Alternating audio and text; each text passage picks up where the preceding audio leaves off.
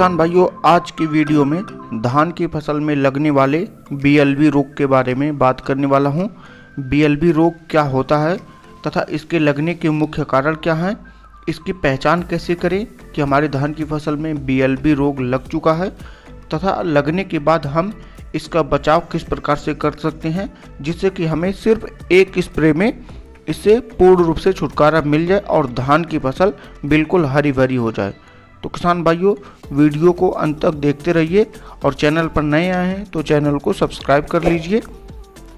सबसे पहले बात करते हैं कि बीएलबी रोग होता क्या है। तो किसान भाइयों, यह एक प्रकार का बैक्टीरियल लीफ ब्लाइट है जिसे हम पत्ती धब्बा रोग कहते हैं, जिसे किसान भाई झुलसा रोग भी कहते हैं। यह धान की फसल में लगने के मुख्य 3 कारण हैं। सबसे पहला कारण होता है, अगर आपने यूरिया की मात्रा अधिक कर दी धान की फसल में, अर्थात आपने अधिक मात्रा में यूरिया डाल दिया है, तो इसके कारण से भी बैक्टीरियल लीफ ब्लाइट या फिर झुलसा रोग के लगने की संभावना बढ़ जाती है। तथा दूसरा कारण होता है अत्यधिक बारिश का होना, अर्थात अगर धान की फसल आपने लगाई है और बहुत अधिक मात्रा में बारिश हो जाती है तो इस कारण से भी बैक्टीरियल लीफ ब्लाइट या फिर झुलसा रोग के लगने का कारण होता है। तथा तीसरा कारण होता है धान की फसल में लंबे समय तक जल जमाव होना, अर्थात अगर धान की फसल में बहुत लंबे समय तक पानी भरा रह जाता है तो इसके कारण से भी झुलसा रोग या फिर बैक्टीरियल लीफ ब्लाइट लगने की संभावना होती है। तो इसलिए हमें अधिक यूरिया का उपयोग नहीं करना है तथा बारिश अगर ज़्यादा हो रही है तो उसके लिए मैं आगे दवा बताने वाला हूँ, उसका आपको स्प्रे करना है। तथा अगर खेतों में ज़्यादा पानी का जमा हो गया है तो उसको हमें बाहर निकाल देना है। किसान भाइयों, अब बात करते हैं कि अगर धान की फसल में बैक्टीरियल लीफ ब्लाइट या फिर झुलसा रोग लग जाता है तो हम इसकी पहचान कैसे करें। तो धान की फसल में देखेंगे कि पत्तियां जो है वह ऊपर से नीचे की तरफ सूखते हुए आएंगी, कुछ इस प्रकार से।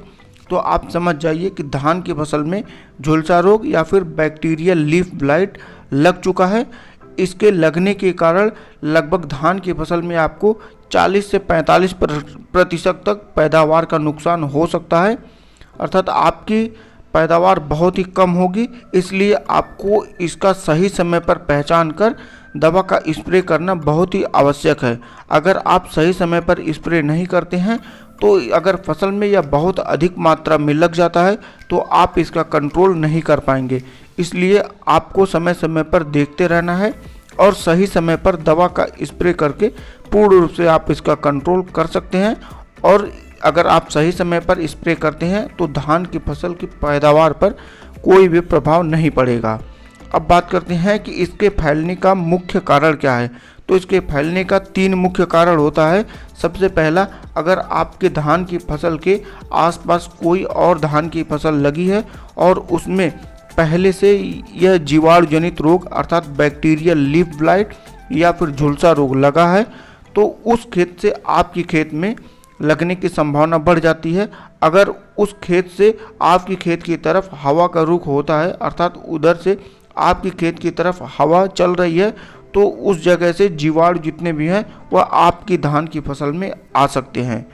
और दूसरा कारण होता है लेबर के स्प्रे के कारण, अर्थात अगर आपने लेबर लगाकर धान की फसल में स्प्रे करवाया है और वह लेबर पहले से बैक्टीरियल लीफ ब्लाइट वाले खेत में स्प्रे किया है और तुरंत आकर के अगर वह आपके धान की फसल में भी स्प्रे करता है तो उस खेत से जितने भी जीवाणु रहेंगे उसके द्वारा आपके खेत में भी आ सकते हैं।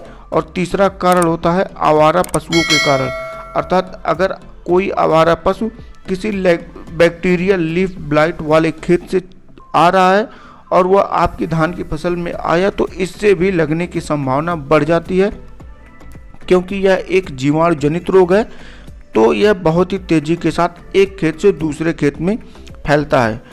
तो आपको इसको कंट्रोल करने के लिए, जीवाणु जनित रोग को जितने भी कंट्रोल करना है तो आपको एक एंटीबायोटिक दवा की आवश्यकता होती है।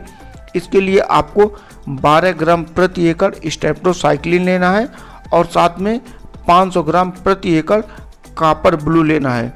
दोनों को 1 एकड़ की फसल के लिए उपयोग करना है, अर्थात आपको स्टेप्टोसाइक्लिन 12 ग्राम और कॉपर ब्लू 500 ग्राम प्रति एकड़ 150 लीटर पानी में मिलाकर स्प्रे करना है।